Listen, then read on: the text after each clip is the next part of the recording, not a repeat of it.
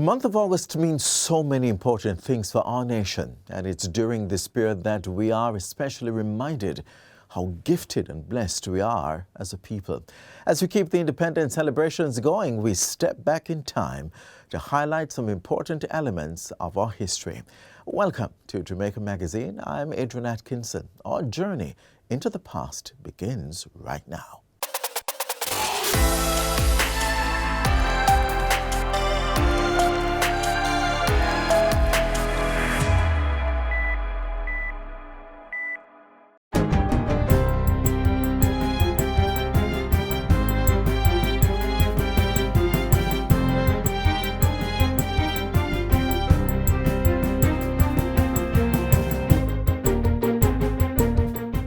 Good day, I'm Stephen McHugh, and this is your JIS News for Wednesday, August 3.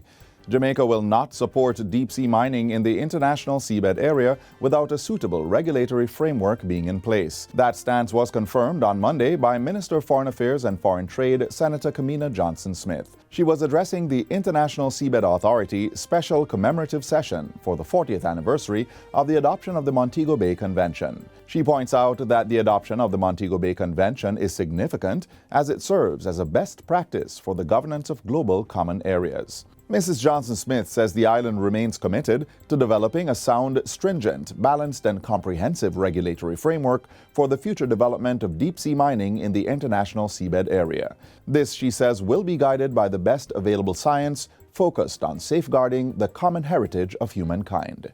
Prime Minister Andrew Holness has given instructions for a working group to convene and look at the issue of discharge into the Rio Cobre River in St. Catherine. The directive follows a recent suspected chemical spill from bauxite and alumina company Windalco, which resulted in the death of freshwater animals and a pungent smell coming from the Rio Cobre. Minister without portfolio in the Ministry of Economic Growth and Job Creation, Matthew Samuda, provided details on the working group during a recent multi-stakeholder visit. He says the working group will look at developments along the course of the river and ensure that recommendations put forward will provide a permanent fix to deal with all users of the waterway. A full assessment will also be done to implement other protocols, including the building of effluent reservoirs. I want to assure the public that significant and strong action will be taken to make sure that the consequences of this are felt. Beyond that, we're going to take a very structured, systematic approach to protect the Rio Cobre going forward. Senator Samuda adds that the Ministries of Health and Labor will also provide support for persons who may have suffered illness or disruption to their livelihoods due to the incident. In the meantime, Minister Samuda says government will be seeking to recoup funds from an environmental performance bond with Windalco to deal with the river pollution. The minister says the bond, which covers environmental breaches and impacts, currently stands at $115 million and will be used to correct the damage caused. He has also revealed plans to significantly increase environmental fines under the Natural Resources Conservation Authority (NRCA) Act. Amendments to the Act are to be tabled in Parliament after the summer break. The government is assuring the people of Jamaica that the issue of low fines will come to an end this year, in our 60th year. We won't continue like this where people can put this as a cost of doing business. But we're also assuring the public that we will draw down on the environmental performance bond proportionately. In other news, the Ministry of Health and Wellness is urging the public to continue practicing infection prevention and control measures such as hand washing, mask wearing, and social distancing. The call comes against Tuesday's confirmation of the presence of 2 new COVID-19 virus strains on the island. Genome sequencing performed at the University of the West Indies confirmed the presence of the Omicron BA4 and BA5 variants from 87 samples tested between May 13 and July 11. National epidemiologist Dr. Karen Webster-Carr says the Omicron BA5 variant was present in 9% of the samples, while the BA4 variant was observed in 6%.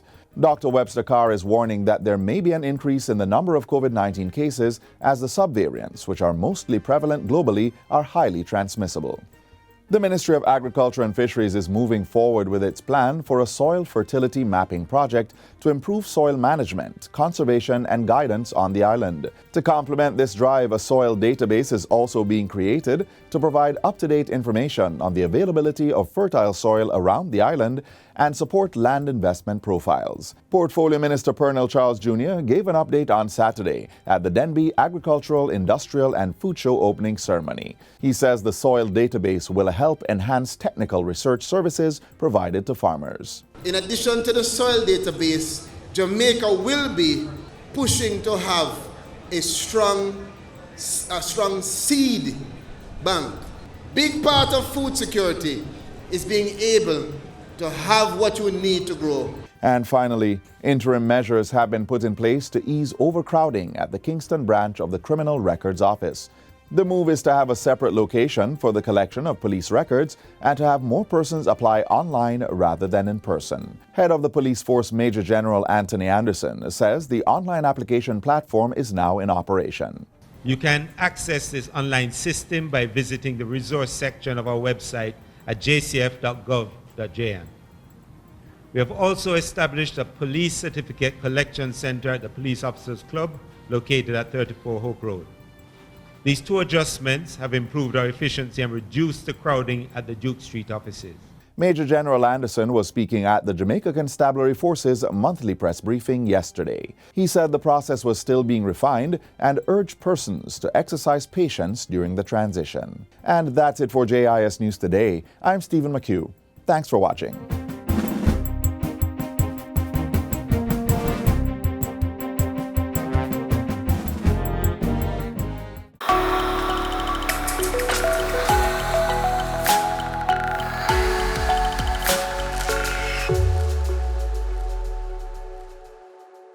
Bauxite has always been a critical part of the historic and economic development of our island, from its acclaimed status as king to once being the highest contributor to our GDP. The industry has undergone many shifts and blends. We now share with you a look on the history of bauxite mining in Jamaica.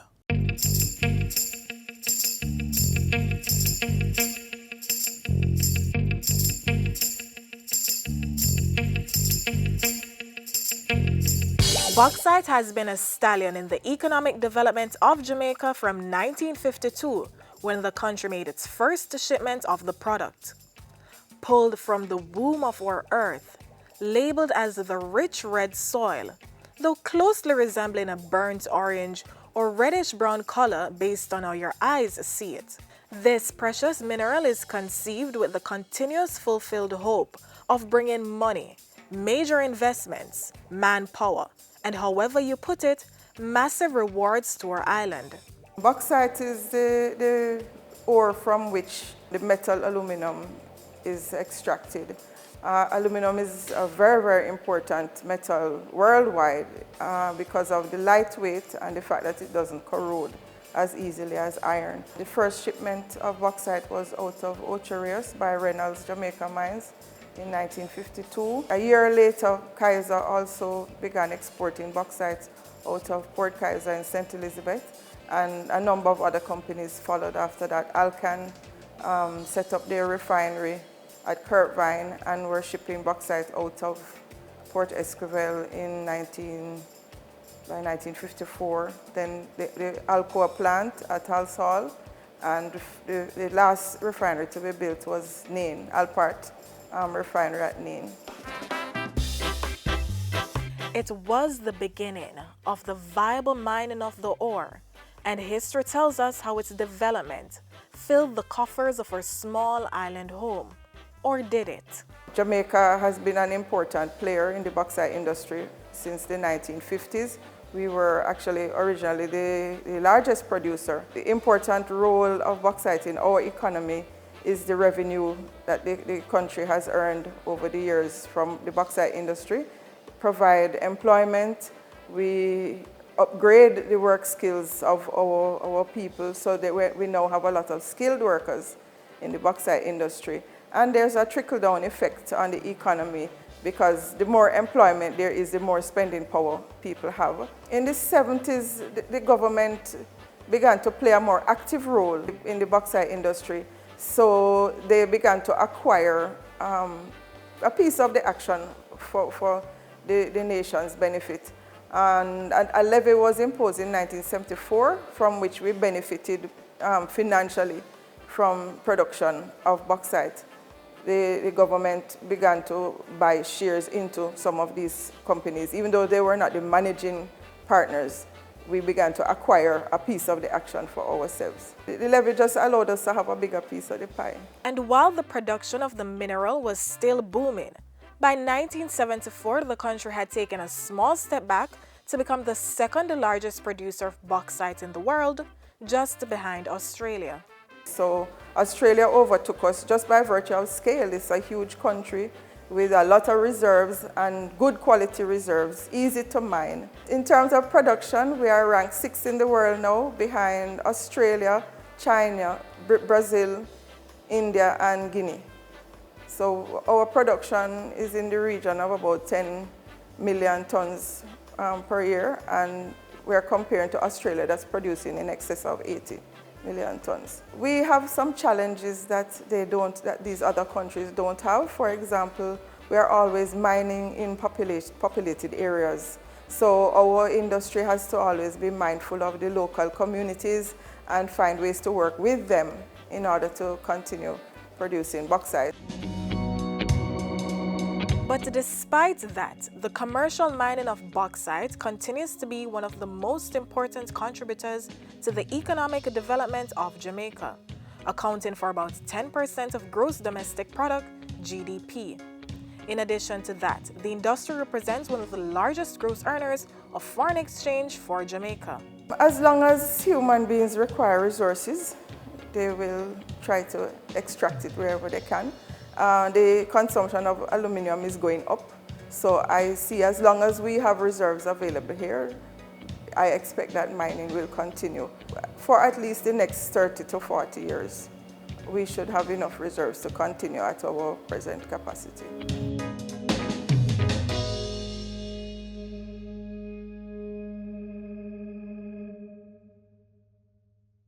What a way you're full of our roots and culture. That was in Jamaica 60. Jamaica 60?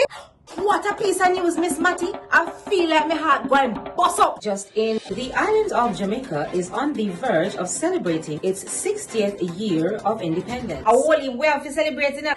They say the people them come here, you know. But you see, when our people decide, say the other people them free paper, burn them say if it's war, start it, whatever. We all collect medal panta fight, you know. Medal. Amount of tongue we give them, you know. The celebrations are slated to begin on January 1st, 2022. Organized by the Ministry of Culture, Gender, Entertainment and Sport. We have more in this report. I am on site and planning activities are ablaze. Persons are advised to download the Reggae Jamaica app to know what it activities for the Jamaica 60 celebration. I don't know the app to get the updates then.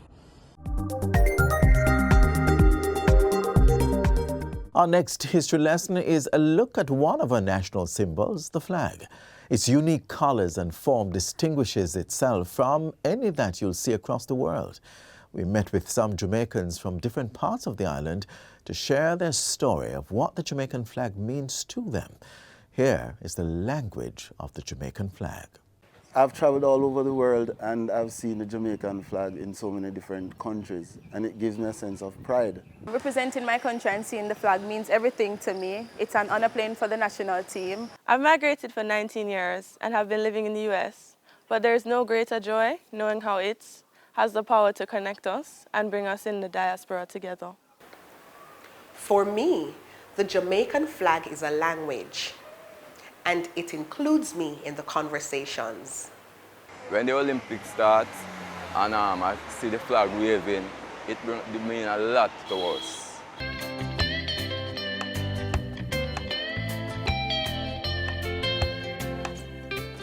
Sunday, August 5, 1962, 2 minutes to midnight.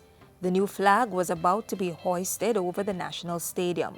The lights were replaced by darkness, as if to expunge the horrid memories of the last 300 years. The red, blue, and white Union Jack did its last wave, and then it was lowered, gently tugged down the flagpole by a representative from the Jamaican militia. It had flown its course a long 307 years, and the replacement was the black, green, and gold, our very own Jamaican flag.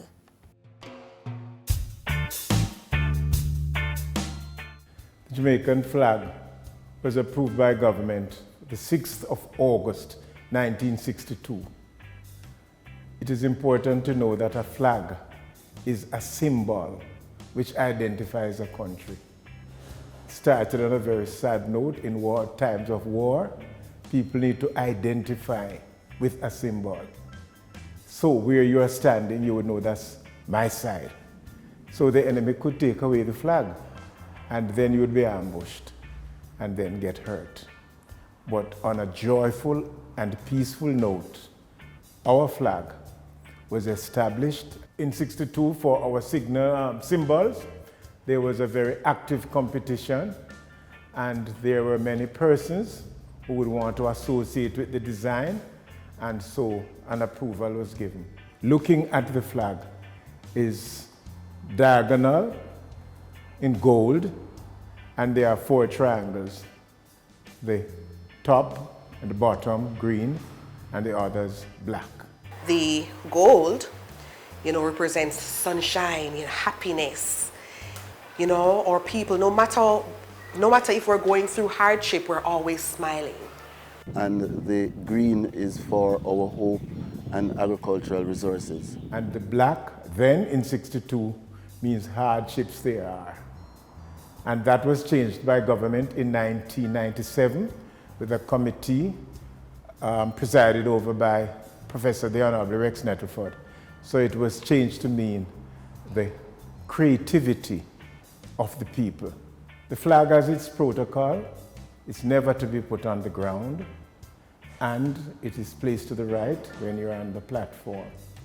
Of course, with athletics international competition, you'll notice people are wrapping the flags all over them. Years ago, that was unheard of because it's a solemn signal. When the national anthem is played or sung, you look in the direction of the flag. We are proud of our flag, and wherever we see it, there are some of us who still bow as respect to our dear country. When I'm overseas and I see the flag, I feel proud because, not every country is at a big tournament. Not everyone will have their flag flying high. Our flag is so special because it unites our people wherever in the world we are. When I look down on the flag, it makes me feel proud as a Jamaican to know that I've been able to serve my country. So yes, the Jamaican flag gives me a voice. We also have deaf athletes going to represent Jamaica in other countries. And when other countries see our flag, they feel proud, and we feel proud as Jamaicans. The Jamaican flag represents pride to me. The other day someone said we should have a Caribbean flag, and we said we already have one, it's the Jamaican flag. Jamaican flags, it represents me, it represents you, it represents every Jamaican. We're no longer subjects of colonialism, directed by the orders of the British, but free citizens of our very own country. O green isle of the Indies, Jamaica, strong and free, our vows and loyal promises, O heartland, 'tis to thee.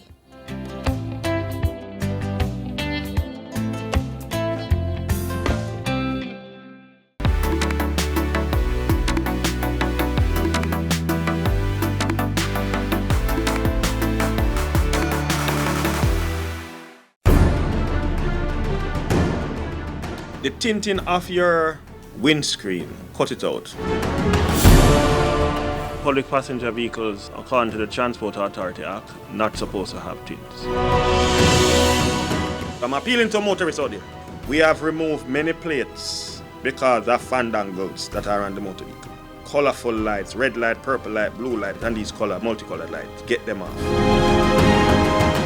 I've noticed some trends out there where there is different type of license plates on motor vehicles. Only the Jamaican issued driver's license plates are to be on the motor vehicles. Once you transport any passenger in a motor vehicle, ensure that they are buckled, whether they are on the front or they are on the back. The seatbelt gives people a fighting chance to survive the crash. Many people have died who never give themselves a fighting chance. Our traditional dance forms remain a significant part of our Jamaican culture. With a history that's deep and impactful, here's a look at the Dinky Mini dance. Hope you learn some moves while you're at it.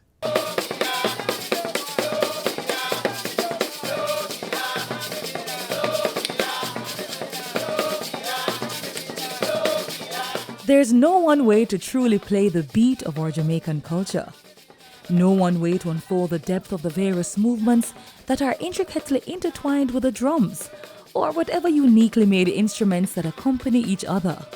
And certainly, no one way to shake our hips, tap our feet, move our hands or dress to distinguish the truest form of our heritage in dance. But there are certainly several ways to tell the island's tale of musical artistry and infectious rhythms. Today, we tell the story of the African retention in one of our Jamaican traditional folk forms, Dinky Mini.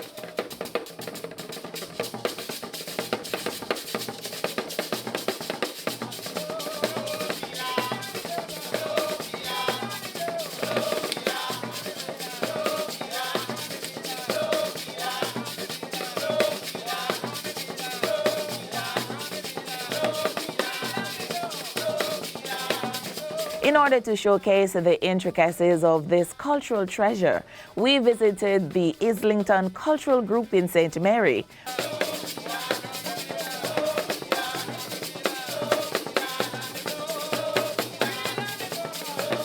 Dinky Mini is of African origin of the wake and is usually performed on the 2nd to 8th night of the traditional 9 nights after the death of a person.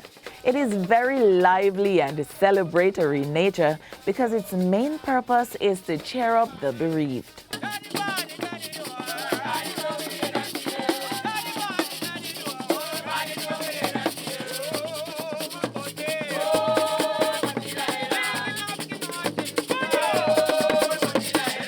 The distinguishing characteristic and basic movement of Dinky Mini is dab step.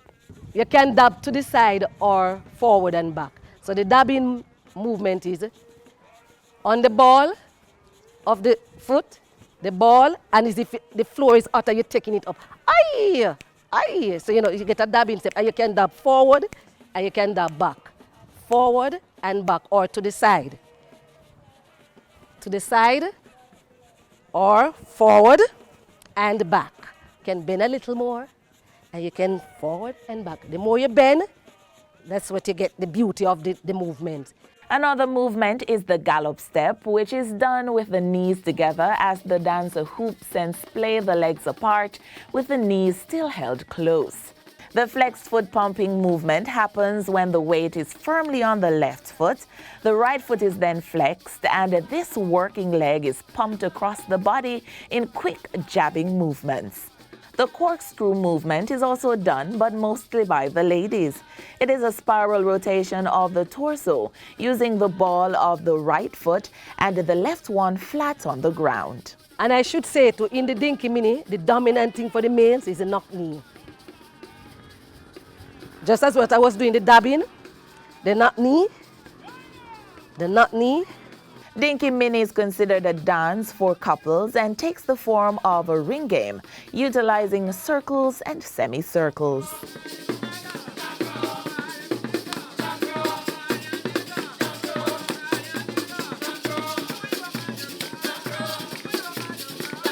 The dancers sing using mento style, and the songs are mainly call and response.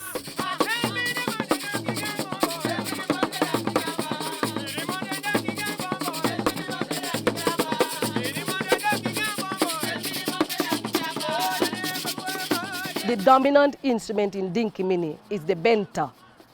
The benta is like 4 joints of bamboo, and in the middle is like a piece of it is lift and replaced with some strings like line, and then on that line and attached with 2 bars at the ends, and it is placed on a block when it is being played, and then you have the gourd, we call it gourdy. The seeds are taken from it, and there's one hole in it, and that hole, from that, it moves along the strings, the line that they use for the strings, and it gives a nice little sound. A coo, a coo, a coo. So as the gourd move along the strings, it gives a nice little sound. A coo, a coo, a coo, and that is where you get the steps from, the dabbing step.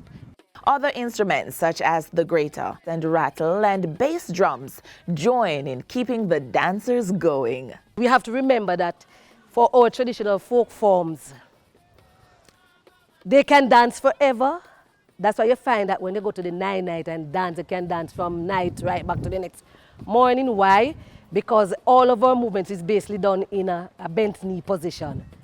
And when you're in a bent knee position, you can dance, you're relaxed, and you can dance for a long period of time. Like all the other African retention folk forms, there is a specific dress code for both genders. Loose skirt and peasant blouse for the females, and a tailored pants and a dashiki shirt for the men.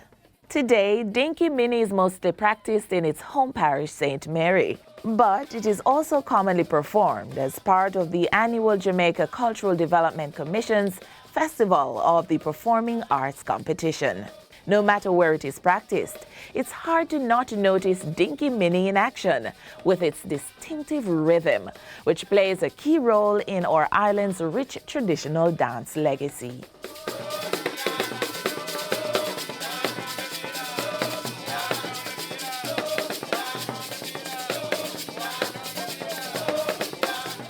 No matter where in this world I go, I am a Jamaican.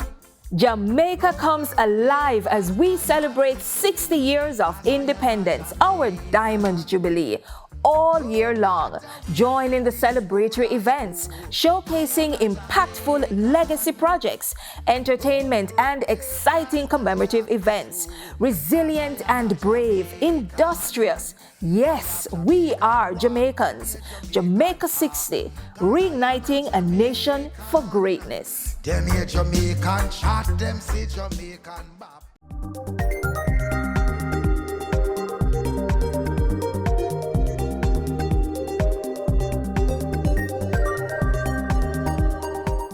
Understanding our past can help provide some significant blocks for helping us achieve Vision 2030. We hope you learned something from today's journey. If you are interested in learning more, then interact with us on our website at www.jis.gov.jm. There's new content being prepared just for you for tomorrow. Until then, I'm Adrian Atkinson. See you next time.